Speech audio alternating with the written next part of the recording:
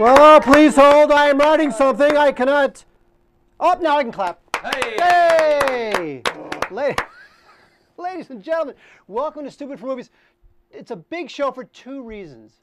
First of all, the best reason is that Wade's not here. Tough crowd. We have Philip Nelson, though. Philip Nelson! Yay. Ably sitting in the chair for Wade Major. Hello there, Philip Nelson. I'm honored to be in this chair. There's a lot of pressure to sit in Wade's chair. I doubt that. You have very small shoes to fill, as it turns out. A lot of love here at Stupid for Movies. It's really a tough crowd. The other reason why it's an exciting show is because this, ladies and gentlemen, is episode number 50. Whoa! We've done 50 of these Wow. GD things. Wow. I'm clapping for 50. MFing things. Can you believe that? That's amazing. We've done 50. Huh? What do you give it 50, do you know? I think it's like gold. Is 50 a gold anniversary thing? And it only took 50 to get interest in the show. No, bad. interest in the show. Look at There's actually that. a lot of Yes. interest in the show, suddenly, people. Look at that. Means maybe the studio will look nicer. What? Maybe Nice. Mark might buy a new shirt, or maybe we just won't be here. Who knows? I We'll like- see the checks clear. I like this shirt. What's wrong with this shirt? No, it's a nice shirt. Thank you very much. It's the same color shirt you're wearing. I know. I didn't get the memo that I was supposed to wear a light blue shirt, you know, and I'm really throwing everything off here on the set. You know, first of all, what you're doing is you're being different, and that's why we like you here, because you're different. Thank you. It's unbelievable. Now, also, speaking of what Mike's talking about, I don't know what he's talking about. What I'm saying is that don't forget to subscribe to iTunes. Yes. It's all about the iTunes. Mike, tell him. iTunes.com/stupidformovies is one of our shows, obviously. iTunes.com/stupidformovie. Let's plug that one. We have interest actually in giving us some money. Woo! And they want to see iTunes numbers. Weird, right? But we all know we watch it live. You watch it on Roku. You watch it on YouTube. But a lot of the sponsors want to know that iTunes, because they still think of that as a big metric. Bottom line, subscribe to iTunes.com/stupidformovies. Whether you watch it or not on iTunes, we just need those subscribers to go up. So we'd really appreciate that. We all would appreciate that, including Philip Nelson, our guest host, who every week he does parental guidance. That is where he tells you what you can rent if you have kids.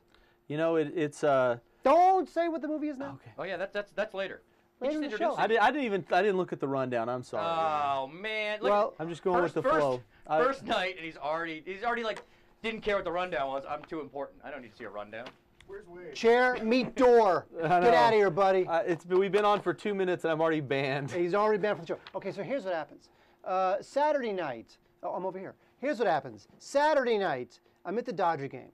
I have these unbelievable seats, $325 seats, on the right behind the dugout. Like you rest your drink on top of the dugout until security tells you to remove your drink from on top of the dugout. But until that happens, I'm so close that I can rest my drink on top of the dugout, right? So there I am at the Dodger game. You get to eat at the Dugout Club. You get free waiter service at your seat. Waiter service at your seat. That's impressive. All you can eat all night long. It's unbelievable. And you get great seats. So I'm watching this game, and all I want to do is enjoy my seats, because they're $325. I paid $0 for them. But what do I get? All through the game, ruining my experience, I get pictures texted to me from Mike Rotman. Because Mike Rotman is supposedly at this party where William Shatner's at this party. And all he's doing is texting me pictures of him and William Shatner. It's unbelievable. What were you doing? Who's William Shatner? I hung out with William Shatner. I'll say hung out. Why not? You did. Yeah, we got a picture. Go ahead, show me hanging out with William Shatner. Watch this. Ready? Come on. Yeah, look at that. Look at that. That is thanks to Philip Nelson and New Tech. William Shatner. I guess you could explain it. Well, hold on. Actually, the other picture. There's another picture of William Shatner. Hold on. Oh, it's Philip Nelson talking and interviewing William Shatner. So William Shatner had a charity event. What was it, Hollywood Horse? It was the Hollywood Charity Horse Show. Yep. And basically for 25 years, William Shatner's been doing this charity, and he raises money for children's charities. And some of the charities are like St. Jude's, and then also charities that help handicapped children ride horses for therapy. And so he does this celebrity event every year and raises a lot of money for these charities. And this year, Sheryl Crow was the entertainment. He did a live auction that was hilarious. And he was actually the auctioneer. And then he had to come meet Mike. He said, I have to meet Mike Rotman. He did not say That's that. That's what he said. He No, goes, where's he- Mike Rotman? I heard he's here. Yeah. Streaming Garage is really impressive to me. Yeah. And He said streaming garage is really impressive to me. no, he actually didn't. Thank you. I think you said, Now the can truth I be comes on out. stupid for movies? I heard Mark likes Star Trek 2. Yes. I heard you actually that Insurrection was your favorite. Oh, that's so lame. That's the lamest one. Really, that just is the right. Corey agrees, That was right? bad. Lame. There are 3 or so that are right at the bottom together. But you know, because Insurrection was an odd-numbered Star Trek film. Only the even-numbered Star Trek films are good. But number 10 was not good.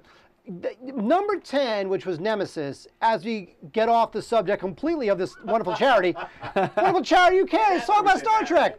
Shatner's in Nemesis, right? You know, Nemesis was a heartbreaker because it was beautifully shot.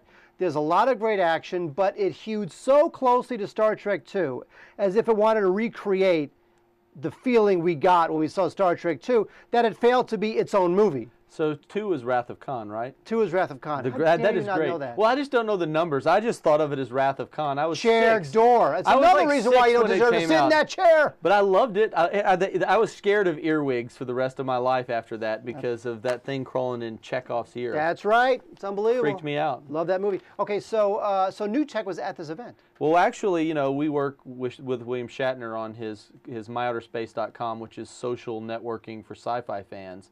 And they use TriCaster, the same device that we Streaming Garage with, to do all their streaming. And so when he was doing this charity event, it's always been this private event with, you know, his buddies and celebrities there raising money.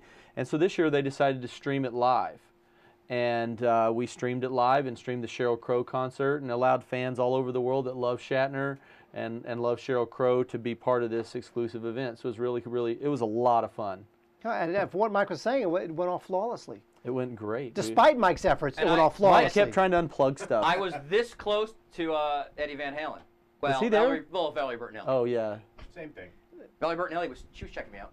No, she No, wasn't. she looked at me. I think I saw Looked at Rotman. you doesn't mean she's checking. Yeah, she'd be saying, "Who's that gargoyle?" Turned into a giant chicken leg. I think they were spooning. I thought I saw Valerie Bertinelli and Rotman spooning when Kat wasn't looking. What? Oh, look at that! It's unbelievable. Look, man, whatever it takes to get close to Eddie Van Halen, I'm in. Exactly. Weird? Is that weird? Is that weird? All right, so there's the Shatner thing. Mike, I'm very jealous. I would love to have had my picture taken with Shatner. You know what's sad is I had an extra seat at my table. If I'd have known, you could have gone. I was busy You were at the the boss of Dodger this. game. He was eating food at the Dodger game and avoiding getting killed by thugs or whatever. That is true because I did not sit in the bleachers. Gangbangers at Dodger Stadium. That is true. Nice. That, you know what? I somehow escaped with my life.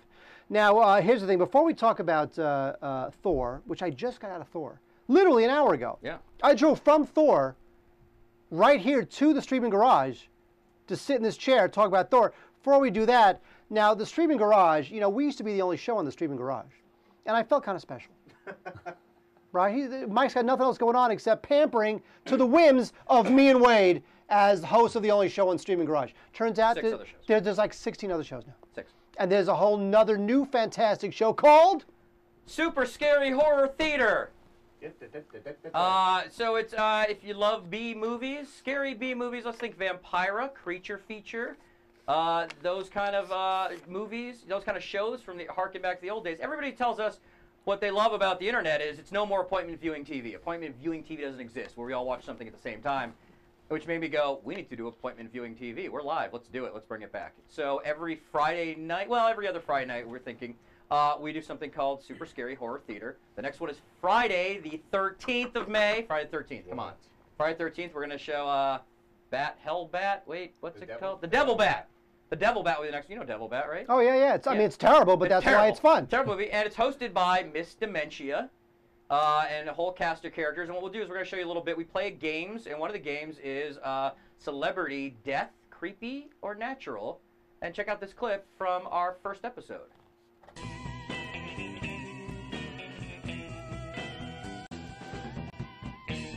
Tranny, I heard that the actress who plays Nora, her name's Carolyn Craig, she took her last shot at show business in 1970 with a bullet to the brain. Lucky her. And that takes us on to our next little segment. It's a game. It's called Creepy Death or Natural Death. Oh, and it's so easy. Oh, y'all are going to love it. So somebody's going to get on their computer and say hello to me, and I'm going to lift off 5 dead celebrities. Now, if they get 3 of them right, they're going to win. But if they don't, then they have to spend a night in the dungeon with Butch. Oh, goodness gracious. Oh, let's start this. All right, Budge! Oh. All right, so who do we have from the chat room? Anybody on the internet? Oh, I'll just... Oh, Sean Things is joining us live, I believe. Sean, are you there? Sean! That would be me. Oh, well, hello there. How are you, honey? Hi, Sean. Say hello, Butch. Doing very fine. How are you? Lovely. Are you ready to play a little game with me? Yes, I am. Sean, are you nervous? You should be. Am I ever? Good. All right. Dead celebrity number 1. Sonny Bono. Creepy death or natural death? Sean. That's kind of creepy. He ran into a tree, for crying out loud. Oh, that is correct. He did. He Creepy. smacked straight into a tree like a bug on a windshield. All right. Well, you got one right. Let's go on to our next dead celebrity, y'all. So there you go. That's a quick little clip of what we do, but we also show movies, and so please tune in Friday, March 13th for Miss Dementia Super Scary Horror Theater. Yeah, let's give it up for Super Scary Horror Theater. Seemed like the thing to do. I'm glad that we have different makeup artists for this show than Super Scary Horror Theater. The makeup artist for that is Kelly LeBlanco, who also, she actually does makeup for porn. Really? Yeah. So, how about those Spurs? I think it's their year. And when Miss Dementia found out, she was very excited. So there you go. All right, so good luck to Super Scary Horror Theater. It's Friday the 13th. You'll be checking that out. And but first, before May 13th comes around and they talk about Devil Bat, we got something more important to talk about, something cool and fanboyish. What is it? It's This Weekend in Movies! Yeah.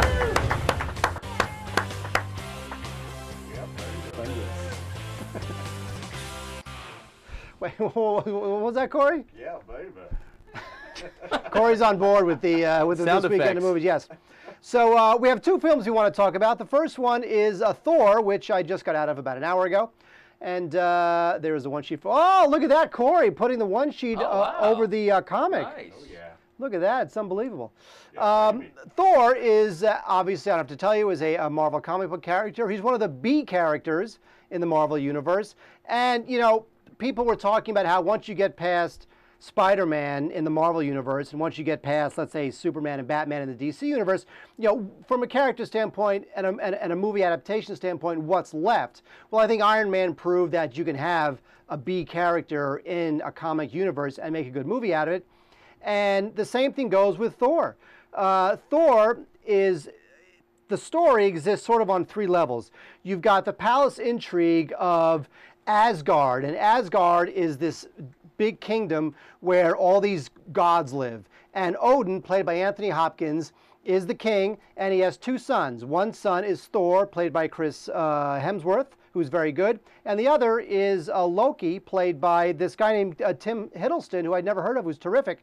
And the idea is that Thor is the arrogant brother, and Loki is more of the sort of the low-key, peace-loving brother. And there's a lot of movements within that triangle that I think they do a very good job of sort of navigating as allegiances and alliances sort of start to cross. So that's one phase of the script. The other one is the special effects driven war between Asgard and these frost giants who live on like another planet or another dimension or something that fanboys could tell me, but I don't really know.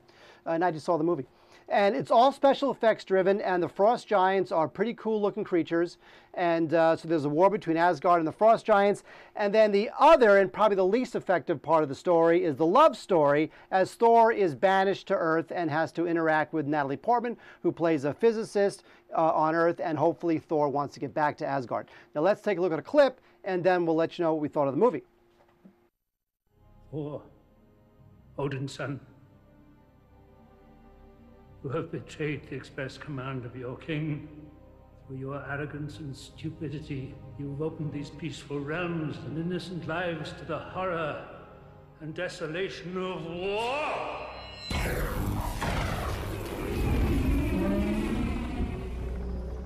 You are unworthy of these realms, unworthy of your title. You're unworthy.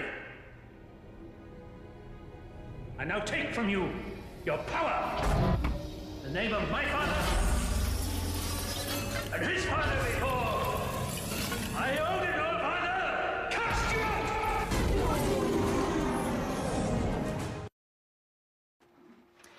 Thor is surprisingly good, and it is good for a couple of reasons. One is, well, first of all, it's top down. You know, when you talk about movies, really any movie, a comic book movie, a drama, a comedy, doesn't matter. The success of the movie really is based less on the actors, which tends to be what pop culture focuses on, who's starring in it, and really it's the director. The director is the person who pushes the ship, makes sure that the actors and the cinematographer and the editor and the composer are all going in the same direction. It's their sensibility that informs the film. And here you've got a great match. And if you look at comic book films, you'll see why certain ones work and certain ones don't work. You look at Batman and Chris Nolan. That's a match that works. That's why those films work. You look at the Green Hornet and Michel Gondry. Mismatch. Doesn't work. I don't know why Michel Gondry was directing that film.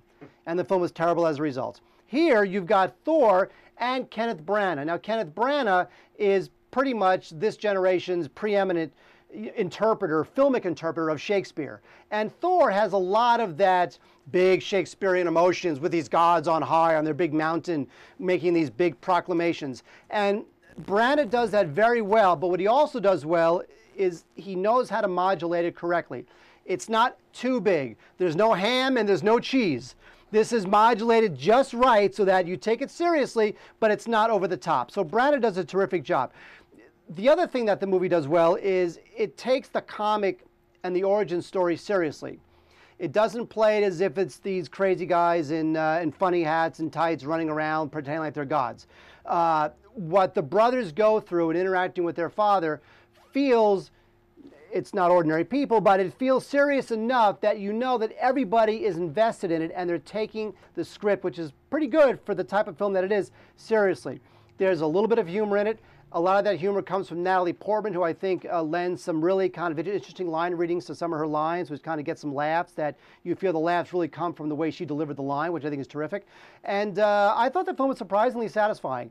And what I really liked about it is that this is the film where you think to yourself, oh my God, and Philip, you can talk to this, where you think, oh my God, my dream of seeing an Avengers movie, right? Remember when we were kids and you'd read the comic books and Spider-Man would appear in a Thor comic, in an issue of Thor, and the Wasp would appear in an issue of Daredevil, and you had all these comics cross-pollinating, and you had the Avengers where you had like 4 or 5 of them all together, and you just loved that.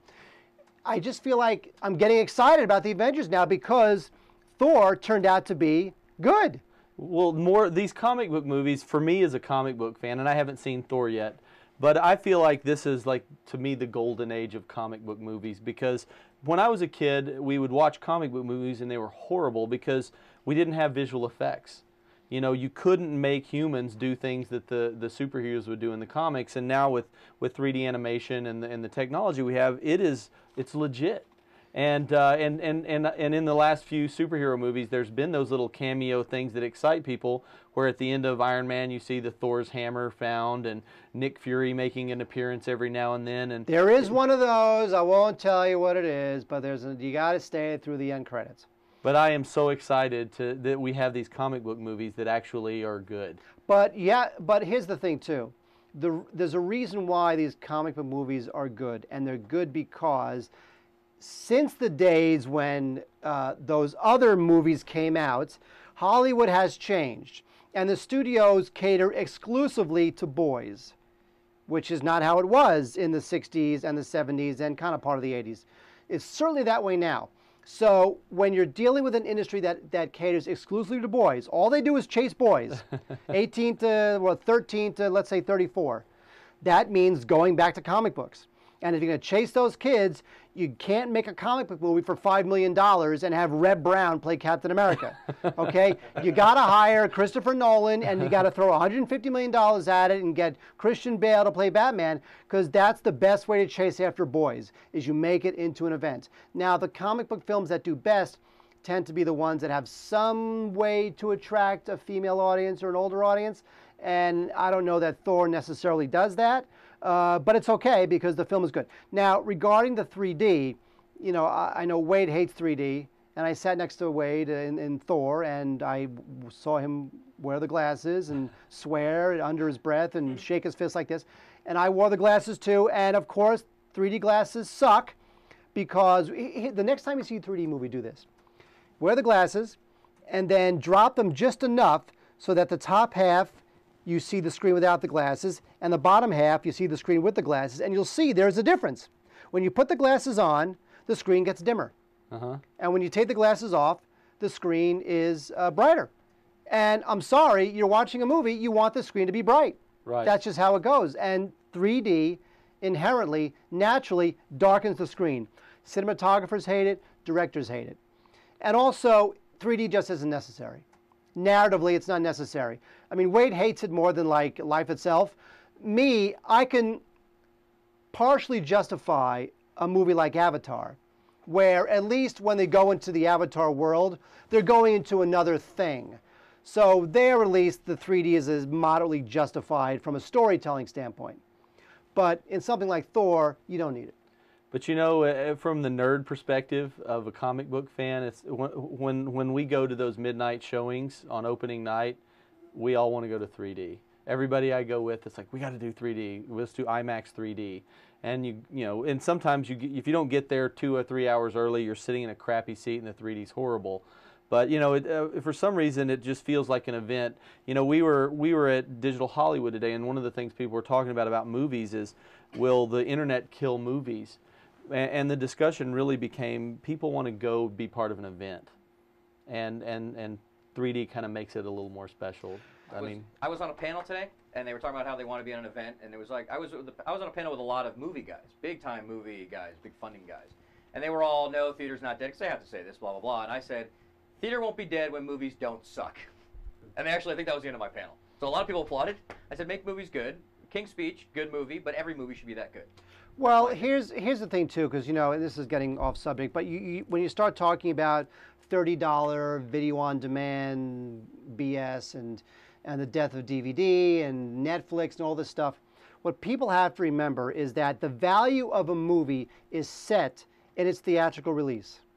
That's what values a movie. When you release a movie in a movie theater, and it makes $250 million in a movie theater, that's what creates the value that makes people want to stream it, rent it, own it, whatever it is. If it's going straight to DVD, it's dead on arrival. It's, you know, you can charge $30 for a video-on-demand movie all you want. It's going to make a grand total of $300 because 10 people will watch it. Right. It's just not going to matter, because the value of a film, it's worth to the public, is set through the theatrical release, and it'll never stop being that way. And you're right, when it comes to movies being a communal experience. That's something you can't get, even though it's convenient to watch it at home, and even though you can answer the phone and you can put your kids to sleep if they're crying, and even though you don't have to pay for parking and popcorn and blah, blah, blah, movies were meant to be seen and enjoyed with people who you can have this experience with. Even the waiting in line, you probably don't have to wait in the kind of lines I do. I don't have to wait in line. Here's what I say. I don't want to make you jealous, but here's what happens. Here's what I do. I walk up, I say, Mark Heiser.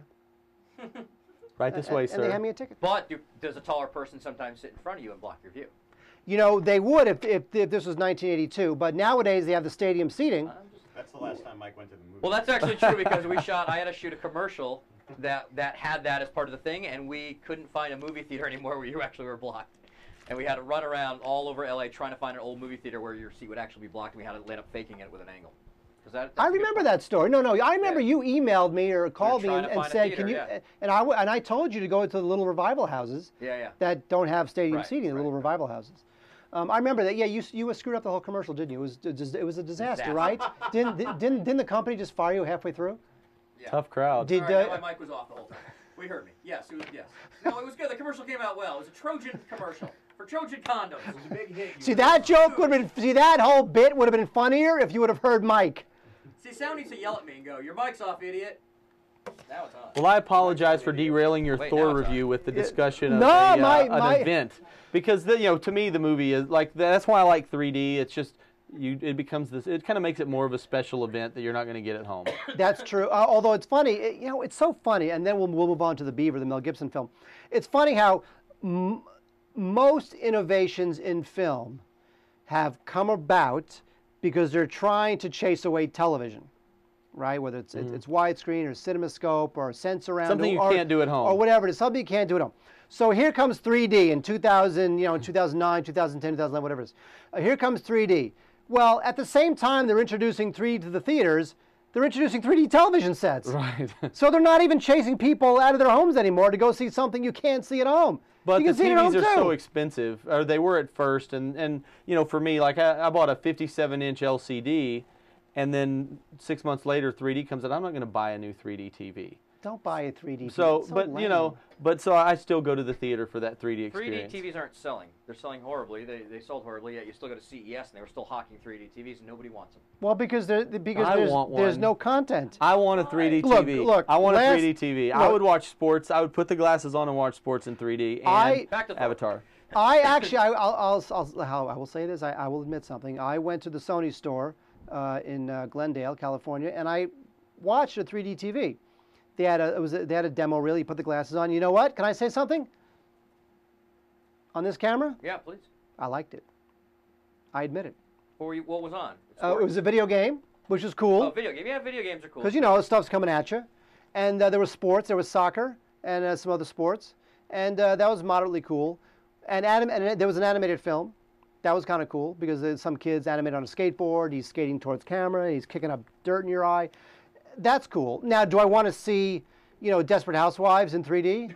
I do not. I don't want to see Desperate Housewives at all, as it turns out. Actually, if you just turn down the volume and watch it in 3D, it might be pretty good. It might It's be like better. I think 3D was invented for the Dallas Cowboy cheerleaders. That's my philosophy. So just the Dallas Cowboy cheerleaders or any cheerleaders? So do you give it? We don't have the graphics. Since you saw this so last minute, literally, you came in right afterwards. Do you have a buy, rent, or burn ready? Buy means go see it in the theater. Rent means wait till it's available on streaming probably nowadays.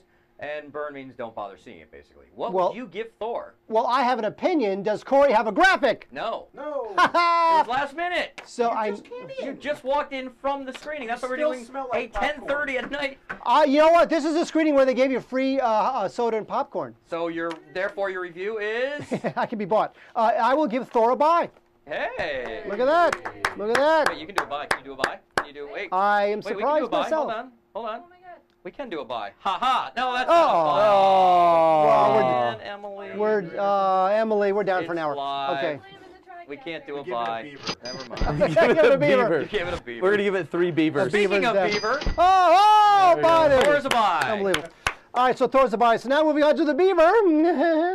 Now the Beaver is the third film directed by Jodie Foster, and the first two were Little Man Tate, which I loved, Home for the Holidays, which was good, and this one is quite the challenge, as it turns out. It was written by a guy from USC named Kyle Killen. Now, this is a script that topped the Blacklist. Now, if you don't know what the Blacklist is an internally circulated list amongst industry folks of the top 10 best unproduced screenplays in Hollywood. And every year there's a new blacklist, and this film, this script, The Beaver, was on that blacklist, and it attracted not only Jodie Foster as director, she appears in the film too, but surprisingly, it also attracted Mel Gibson. Now, Gibson plays Walter, who is a toy company executive. This guy's on the skids. He's estranged from his wife. His job's a disaster. Guy's an alcoholic. He's hated by his older son, who wants nothing to do with him. In fact, Walter, when we meet him, he's in a hotel room. He's about to kill himself. He can't even do that right. And what he does when he can't kill himself, he walks back to his car, and in the garbage can, in a big garbage bin, he finds a hand puppet in the shape of a beaver. He puts the hand puppet on, and Corey loves it already. He puts the hand puppet on, and then the beaver starts talking. It starts talking through Walter. and the Beaver is giving Walter instructions. The Beaver is essentially saying to Walter, get your act together. And the best way to get your act together is to blow up everything you were before you met me and become something totally new. Now, we'll look at a clip and you'll see why the film is very difficult to pull off and only does it a little bit. Hello? The person who handed you this card is under the care of a prescription puppet. Walter, what the hell is this? Henry, mate. Could see if you can find that varnish we was talking about. I'll get it. Thanks, mate. Did you read the card? Yes, Read the card. Read the card. The person who handed you this card is under the care of a prescription puppet designed to help create a psychological distance between himself and the negative aspects of his personality. Please treat him as you normally would, but address yourself to the puppet. Thank you. There you go. Is this some kind of a joke? Oh, hardly, love.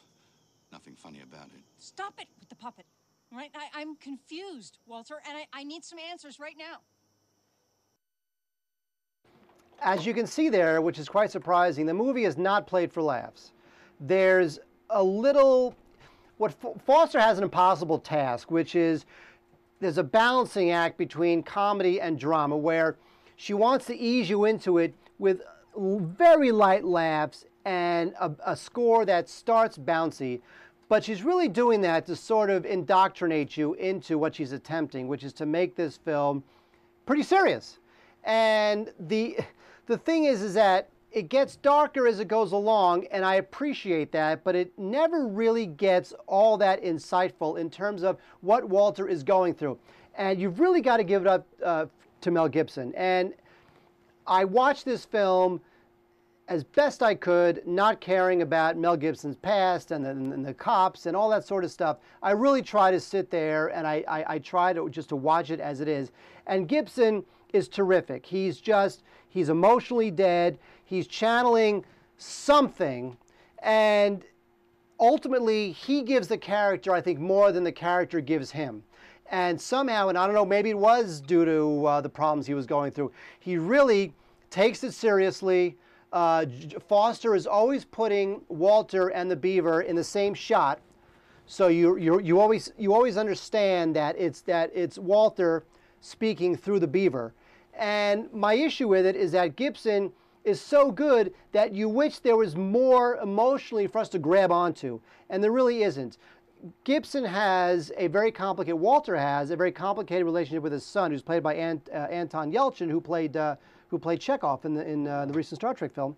And Yelchin plays the older son who hates his father so much that he actually writes Post-it notes with characteristics of his father that he wants to like never emulate.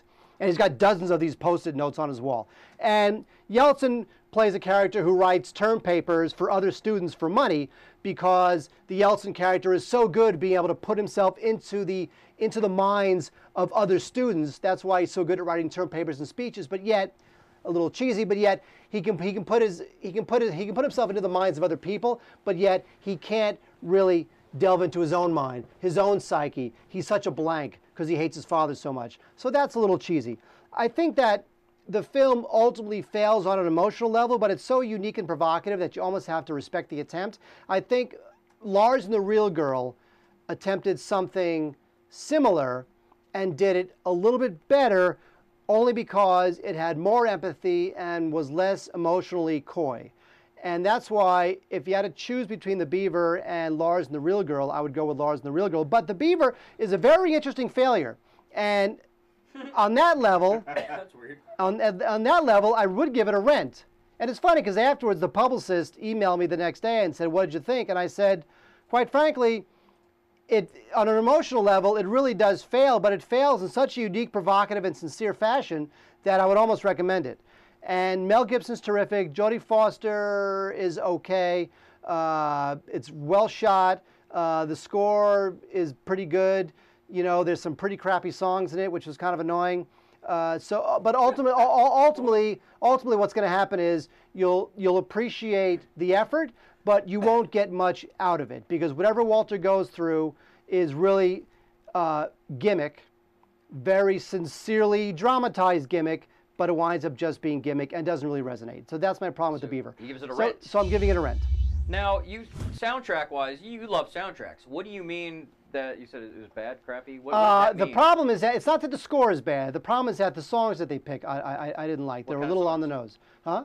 Like what? You know what? It's the type of songs where the lyrics are very on the nose regarding what the characters are thinking. He's got a puppet on his hand. Well, it's not that bad. It's like emotionally what they're going through. His puppet's name is Beaver. That's weird. Wait, you saw the movie? That's weird. It's unbelievable. Nice song, though, Mike. I like your vocal stylings. Notice I cracked on purpose. It was almost like an alfalfa kind of thing. Like I can sing, but I did it on purpose. Comedy. It was like a Peter Brady. And by the way, Peter Brady. as opposed to the score for Thor, which is by Patrick Doyle, who's a very talented English composer, very good. Very good. You know why? Because Branagh and Doyle worked together on all those Shakespeare movies.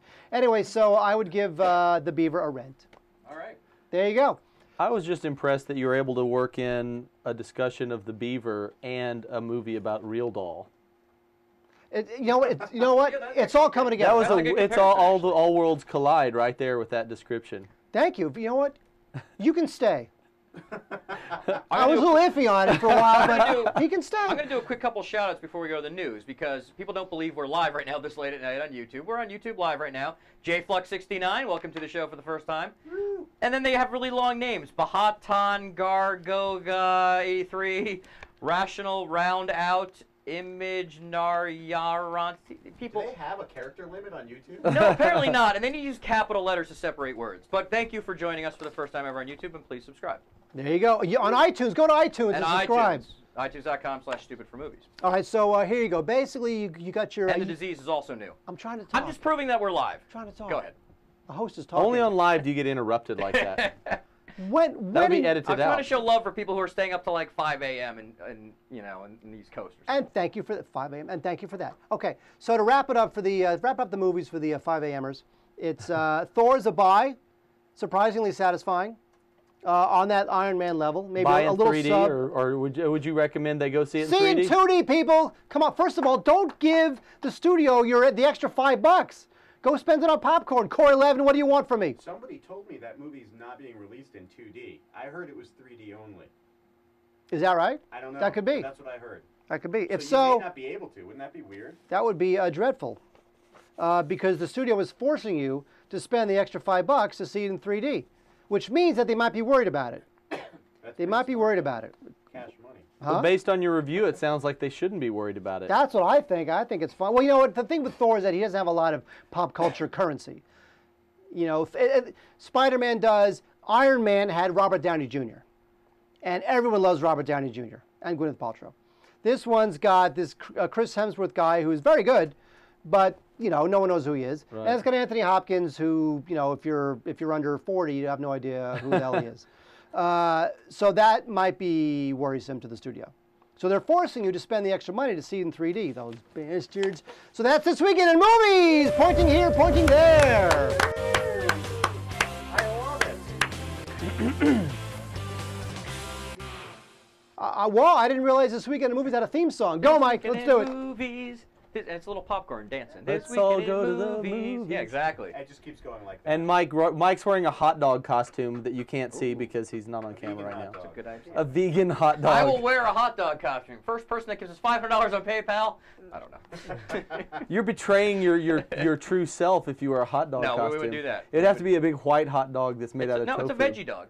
It's a tofu A puff. veggie Let's move on to dog. the news, shall we? This is what Philip Nelson brings to the We show. have derailed. Completely off track. Philip is derailing the whole show. That's another reason why you hit the showers, buddy. Okay. You're derailing the show. All Sorry. right, let's do the news. Yes.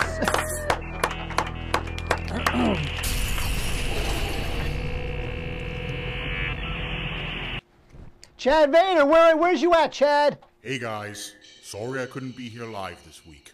I'm being tested for sleep apnea, so I'll be at the doctor's office all night long. But that won't stop me from reading the news. Sleep. Oh, that Chad. It's always something with Chad. It's a breathing problem? Sleep apnea is nothing to joke about. Well, now it all makes sense. That's the breathing thing. Now we know. That's Sleep true. apnea. You know what? That you always wondered why he sounded like that. Yeah, that's what I'm you saying. know? And now you know what? The mystery is solved. That wasn't a scuba gear. That was his sleep That was the apnea same- kicking that- in. Exactly. All right, Chad, what you got for us? Quentin Tarantino has completed the script for his new spaghetti western and is preparing to shoot it. It is called Django Unchained and is going to star Oscar-winning actor Christoph Waltz in the title role. The film will be distributed by the Weinstein Company. Harvey Weinstein could not be reached for comment as he was too busy crawling around in a rain gutter looking for Skittles. You know what? I like Quentin Tarantino. And I like do. Skittles. Well, you No, know that's that's Skittles. the Skittles story, right? What was that? The Harvey Weinstein. Oh, that, we had a news story about it. Chad presented a couple. Yeah, there was like a month ago. there was a screening where Harvey Weinstein got on his hands and knees and picked up Skittles from the floor Yeah. because he's fat. Can I say rogue filmmaker brings up a good point. Chad Vader missing, Bin Laden taken out. Chad Vader maybe hasn't gotten back from Pakistan yet. That's what Ooh, rogue interesting. filmmaker brings up a good point. I'm just saying. I would give it up for Chad Never Vader. been Wow. seen before. Yeah, interesting. That's Vader. very Right? true. Suddenly can't make it tonight. All right, go on. I love Quentin Tarantino. I do. I admit it. I do too. And here's the reason why. Spaghetti westerns? I do. And here's the reason why I like Tarantino. Like Tarantino, like Robert Rodriguez, who we'll talk about later, and guys like Woody Allen, you get the sense that they are making exactly the movie they want to make. No studio interference, no 28-year-old development exec is telling Tarantino to cut some pages out of the script or this character doesn't work. He's doing whatever he wants. He is totally unchained, as it were, from the studio system. And I just love directors who have that kind of power. It's like the Grindhouse, you know. It's all he does these movies that sometimes leave you scratching your head. At least me. But you feel like it's, you know what, if it's good or it's bad, you feel like it is the unfiltered vision of true. the director. And that's You can that's see a great the train feeling. wreck. I'm not a train wreck. Some of these movies, I love Tarantino too, but it's like they do leave me scratching my head sometimes because they're very confusing and scary. Here's the worst I'm part. confused easily. So Tarantino turned in the script a couple weeks ago. The script, as of right now, as of this live viewing on YouTube, is 366 pages. Let me say something about Tarantino. 366 We know pages? personally firsthand, our friend Sam Levine was in Inglourious Bastards. What they shot and what was in the script, nothing even close. The Bastards were supposed to be the whole movie, and they were pretty much the first act. Not even first act, right? The Inglourious Bastards. I mean, but Sam, he wasn't just in Inglourious Bastards. He was one of. He was one of the Inglourious Bastards who had I think he had like 18 scenes. He's in the trailer more than the film. Right, and he had he had a bunch with Brad Pitt, and when Tarantino starts shooting, everything changes. And now the interesting thing, when Tarantino gets in the edit, everything changes, and his editor passed away. How is that going to be Tarantino doing his first movie ever without his editor, who he's always had? That's a very good point, because she would come out, she would look at footage all the time. She would be assembling as he went along. He trusted her. She edited all of his films, and that's a very good point. Very curious to see whether he, let's say, he takes maybe her assistant, maybe one of the editing assistants, and moves that person up to edit the film, or whether he goes with somebody outside.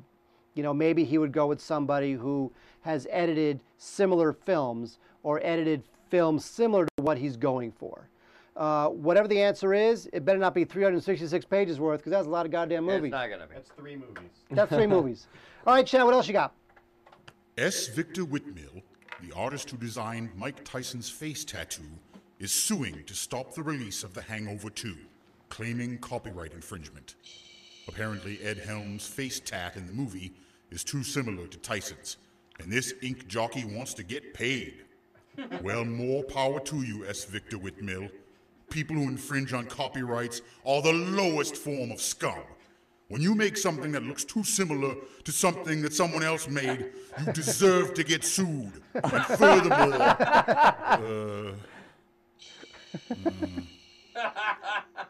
forget I said anything. Copyright infringement is no big deal. Quit your complaining, S. Victor Windmill. Stop suing. Stop suing. Chad's, Quote of the night is stop suing. yeah, Chad's all turned around the subject. Who knew? It's all turned around. You know what, Fred? This tattoo guy, Victor, whatever, forget him. Don't care. You know what I don't like? It's you know what? It's like that ballet dancer who came out of the woodworks when Natalie Portman won her Oscar. Oh, that was me doing everything. No, that's artwork. If it is the exact one, that's artwork. That's copyrightable. That's completely trademarked It's and a copyrighted. tattoo. It's a picture. No, it's not. That's art. Here, here it is. Here's the, hey, Mike, I think you are the first. Sue me. It looked like that. If somebody takes the new tech logo, are you not going to go, hey, that's our new tech logo? You can't use that. I think you might be the first person in the history of the world to call Mike Tyson's face tattoo art. And by the way, if the studio has any brains, they have an attorney who vets the script, and they vet the production. Of course. And I'm sure, and the hope is, that they said you can't make it look too much like the existing tattoo. Yeah. I'm sure that they have that vetted. Or what they did, they vetted it and went, yeah, it kind of looks similar, but we need to do it. The director fought, and they went, let's just get away with it. We'd have to pay more to pay this guy than just pay him off later. Because he'll want I can't more money. imagine Now a tattoo artist getting off. that much money for it. I'm telling you, the guy, you know what the It's a guy PR just, stunt. Under It's a PR copyright law, stunt. it's $250,000. It's a PR I'll tell you that stunt. much. I know that for a fact. It's a PR stunt. I've gone through it. And he's getting his money's worth out of the PR That's stunt right. because That's right. Chad Absolutely. Vader acknowledged it. There you go. Once you've made the Chad Vader news, man, You're there's in. nowhere else to go. Really. He has reached the apex of his career. Poor sucker. All right, Chad, you got one more story for us? 1/3 of the budget for the next James Bond film is to come from brands that will appear on screen, making it the biggest product placement bonanza in cinema history.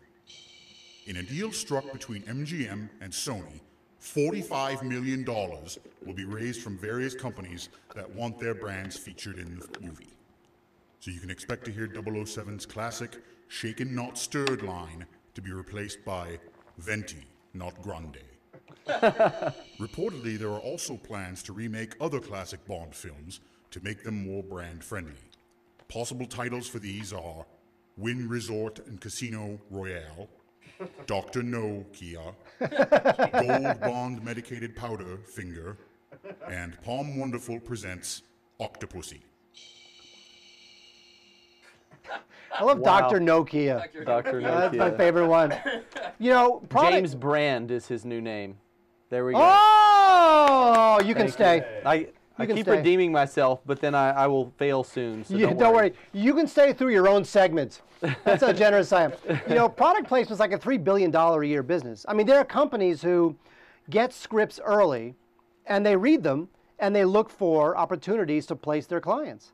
Look, if you read a script and there's a car chase, right? Some of these companies, it's pretty amazing. Some of these product placement companies, they have a fleet of cars in their lot that can be donated to movies. They're cars that were recalled or they're not sellable for whatever mechanical reason, but they can be used in a chase scene and blown up. Right. You know? So the car company... The Pinto's huge in those scenes. No, exactly. But you know what? They're like huge cars, like Escalades. So Cadillac is happy because an Escalade is in the new Rush Hour film. And Escalade? And whatever it's called. And is that what it is? An Escalade. Is it Escalade? I don't know. Escalade. I thought it was Escalade, but I wasn't going to say anything. What the hell do I know? I don't know. I have a Luxus, so I don't really know. A Luxus. No, he actually has a Luxus. A little cheaper. Exactly. Yes, exactly. He got it from Russia. I did. It's the Russian Lexus. It's the Russian one. You know, it's funny because, you know, Thor has a lot of product placement. I mean, there's a scene where Thor visits Craftsman made the hammer. No, exactly. Can you imagine? Nice. Look at Look at that. You can, there's a scene where Natalie Portman, where Thor comes to visit Natalie Portman in her little trailer, and literally there's a Goleen cereal box in the foreground as Natalie Portman says, you know, hi Thor, and you're like, look, it's Goleen.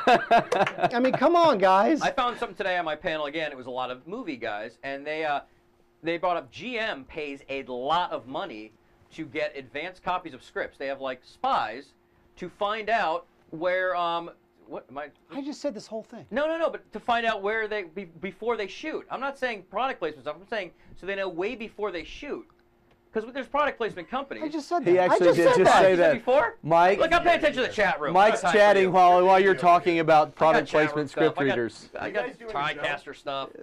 I didn't know he started yet. Just gonna sit here and read All the right, script. never mind. That's okay. But this I thing back on? it up with being on a panel. Let me see. Let me see what I. Mike is lobbying. If you need a panelist, call Mike Rotman from the Streaming Garage. He will be your I thought you were panelist. talking about the actual companies that do that. That was 4 minutes ago. Where were you? This is Hollywood, pal. It's a fast. Exactly. Yeah, things All right. change overnight. I'm Boom, yesterday's boom. news. After 4 minutes, I'm yesterday's news. All right, so is that it for Chad? Thanks, guys. See you next week. Well, goodbye, Chad. That was a big sign-off. There's the news. Wow. The news. And Chad, right. man, news it up. Hold on, where's the news? Woo. I'm sorry, I was too busy worrying about your Escalade. Your Saying it Luxus. right, and everyone else says it wrong. That could be true. Could be. That could be true. Probably not. So now's the part of the show where we bring in Philip Nelson to talk about parental guidance. Philip, where are you, Philip? I'm No, right here. what? Oh, hey. It's Philip Nelson with parental guidance. What the hell? Hey, Mike. Just give me.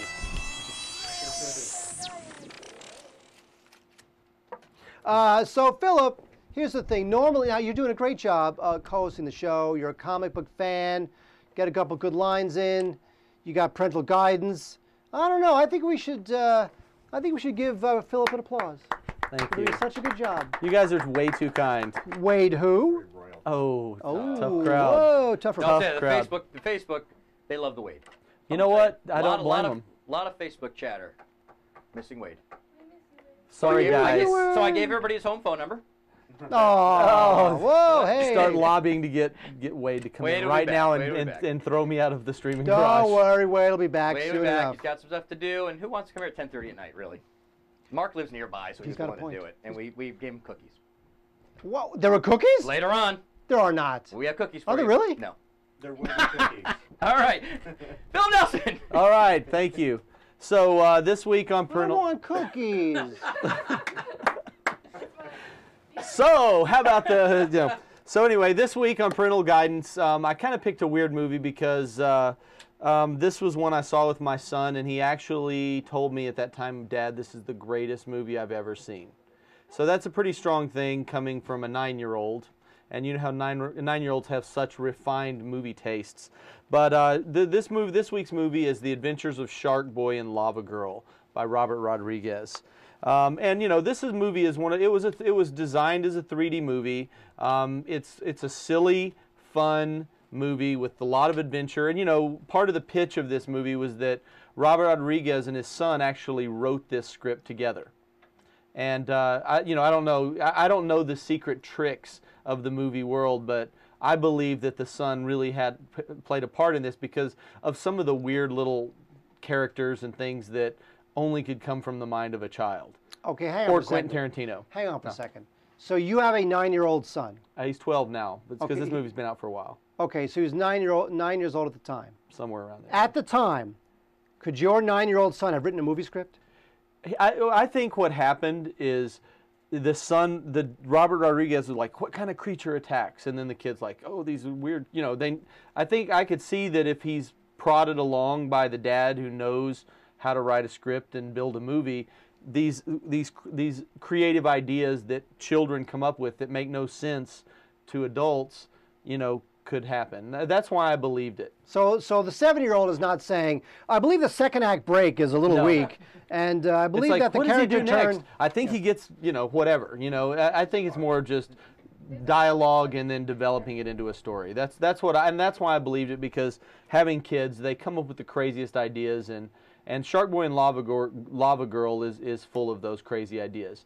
So on to the review. You know, as we try to do on parental guidance, we try to, you know, every parent has hot buttons that are more important to them. Some parents don't want their kids to ever see gunplay. Other parents don't mind a little romance. So we rank it in a couple of different categories and let you make the decision.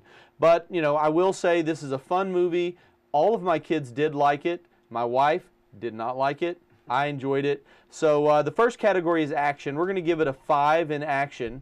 And, you know, it is an action-packed movie. There's a lot of peril, a lot of danger. You know, it does get a 5. Our next category is romance.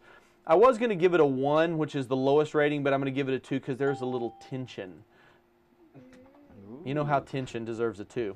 And in the language category, we're going to give it a 2. It's just, minor little silly words. And then in peril, we're going to give it a 4. Holy cow, you go too fast. I'm going too fast. We have this TriCaster, and then we put a little lower third. I'm getting all excited. I'm usually only here for one segment. So you had language. So language, we have a 2. Here you go. Hold on. Now watch what happens. And 2. There we go. And then after language, we're going to put in the peril. In the peril ranking, we're going to give that a 4. And the reason we break out peril in action is because peril is people in danger, and some kids are more disturbed by seeing other children in danger. And there's a lot of danger here. So they give it a 4, which is almost the highest peril ranking. And in the last category, which is family enjoyment, I'm going to give it a 3, just because it is a very silly movie. A lot of 3D gimmicks, and the kids did love it, and I actually enjoyed watching it because one of the fun things about watching movies with your kids is watching your kids' reaction to the movie. It may not be I'm the target for this movie, but seeing them get excited and being scared and just have fun watching does make it a good family film. But I am going to give it a 3 because if I wasn't with the kids, this wouldn't be one that I would pick. But anyway, I did enjoy Shark Boy and Lava Girl for those reasons, and I'd say check it out. So. Yeah, I like Robert Rodriguez. This is not my favorite film of his. I really like the Spy Kids movies. Yeah, I do like those too. Those are terrific. This one, as you say, supposedly based on a story by his kid. I think with Rodriguez, I like the fact that no matter what he does, you get a sense of this unfettered imagination. He's very imaginative. I mean, he puts all of it. And the thing with Rodriguez, which can be really annoying, is that he does a lot of stuff for his movies. Like if you watch a Robert Rodriguez film, he'll have like 8 titles. He'll write it, he'll direct it, he'll edit it, he'll shoot it, he'll literally do catering for it. And it's like he'll do like stuff where dude, there's people who are like on the breadline right now, and they should really be. You should really hire one to do makeup for your movie or cater your movie. You don't need to do that. One of the things that's interesting about Robert Rodriguez, and being from South Texas, it's nice to have Austin. He's really making Austin well known for film down there.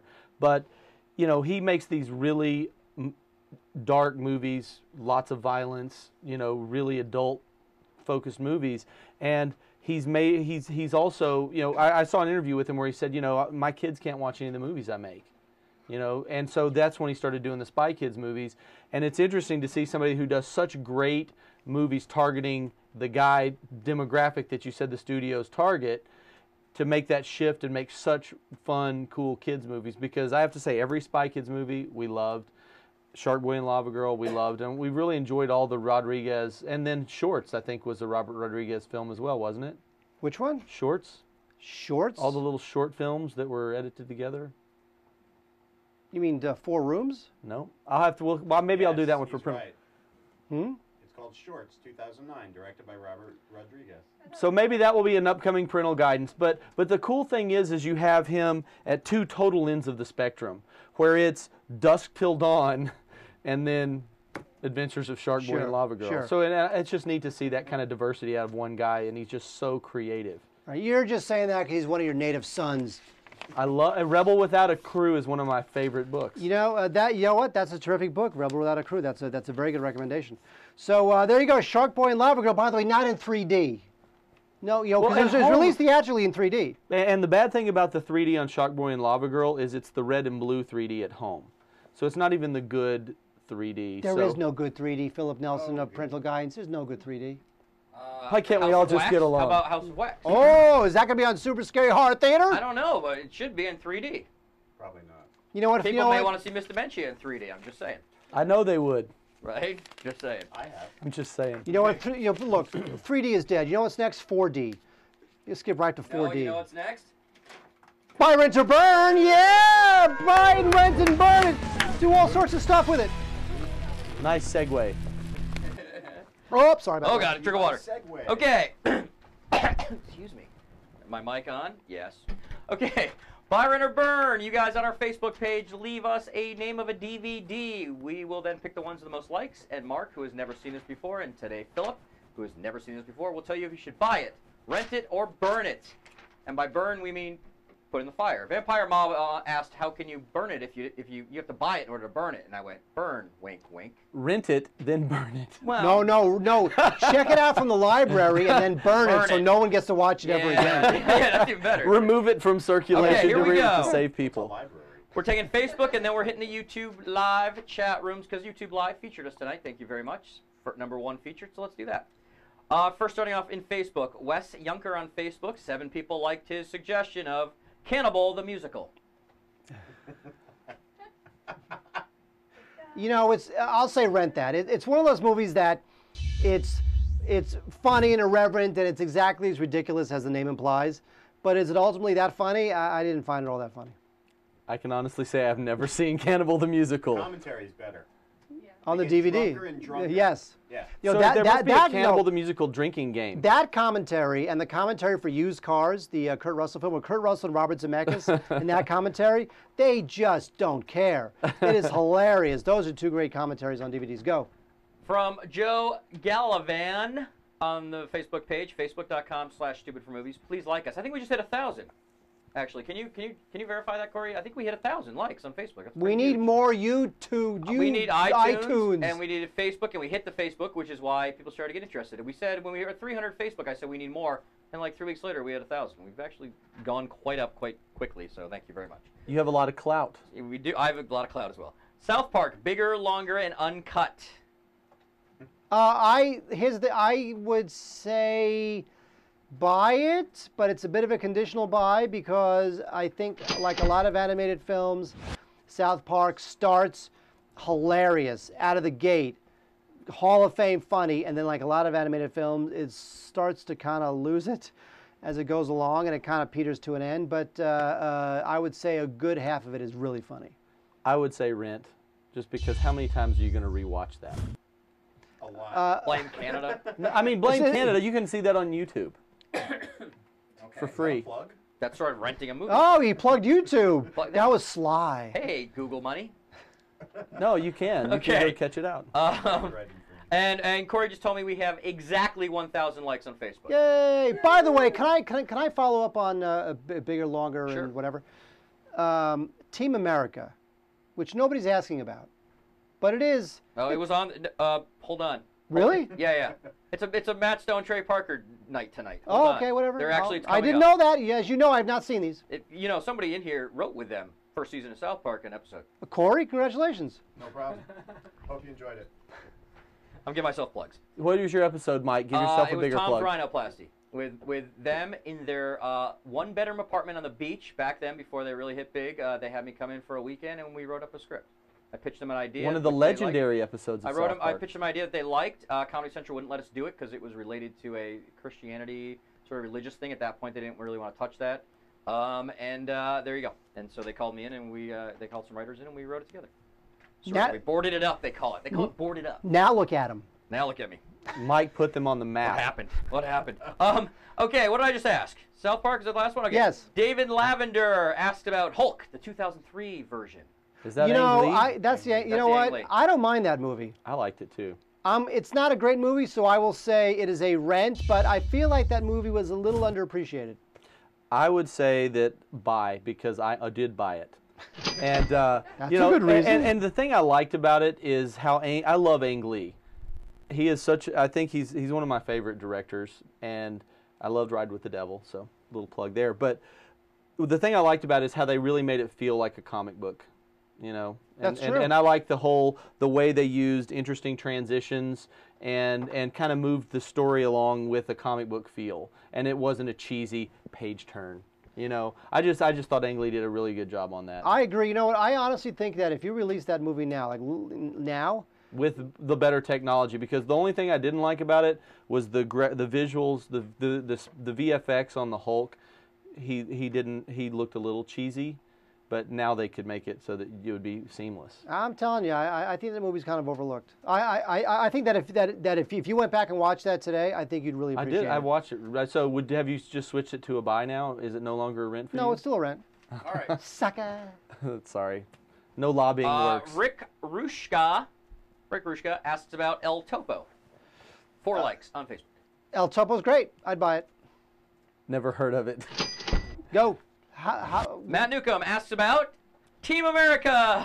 Okay, hang on. I rushed through El Topo because... I thought you were done. No, I'm not done. Oh, please. I'm glad I rushed through El Topo because now I get to talk about Team America. Oh, okay. Team America. Let me tell you something.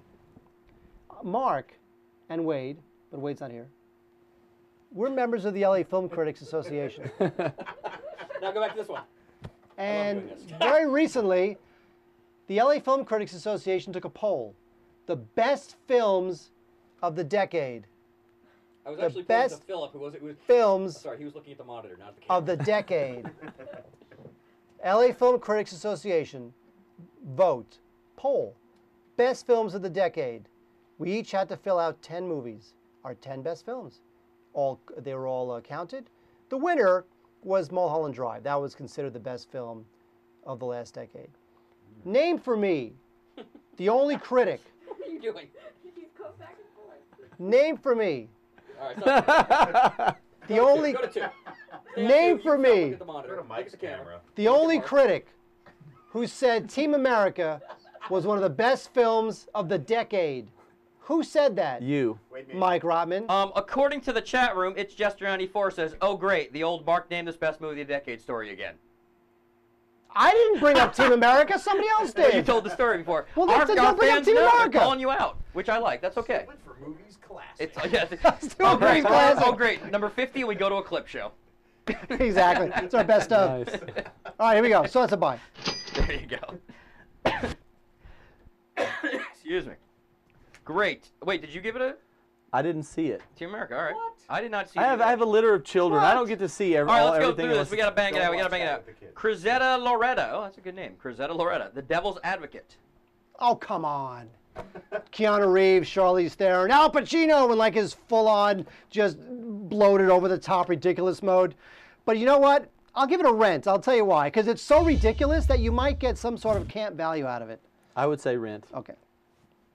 We agree. Hey, it's a double rent. there you go. It's Rent-a-Palooza. Levi Truong asked about Amelie. I love Amelie. It's great. Jean-Pierre Jeunet is a visionary. He's a fantastic director. He came to America and did the Alien film, and that sucked. He went back to France. He did Very Long Engagement, some other films. He's just great. Amelie's terrific. It's just a charming, beautifully shot, winsome romance. I would definitely buy, and I love the soundtrack. It's one of my favorite soundtracks. I'm not a soundtrack guy, but I bought the Amelie soundtrack. Could not agree more. Could not agree more. Buy immediately. All right. Then I will ask about. Okay, this is now. And you get chick flick points for that one. So if you buy that, your girlfriend or wife will think you're awesome, and it'll help you. I promise. Go buy that. This is how hot off the presses the next 3 are. We don't even have lower thirds for them. They're so hot off the presses off YouTube right now. Rogue Filmmaker asks about Eraserhead. YouTube Live. Oh, you got to buy Eraserhead. By the way, David Lynch, if you go to his website, he's got a box set of all of his films, and you can buy Eraserhead from his website, which is like David Lynch. It might be davidlynch.net, I'm not sure.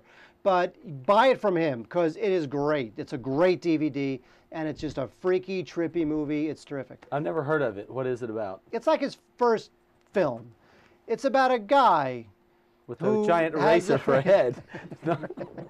No, it's terrific. You know what? I thought Men in Black was Eraserhead. No, do not. That is not a. So just go see it without knowing anything. Just go get it. Yeah, that's not a parental guidance suggestion. Okay.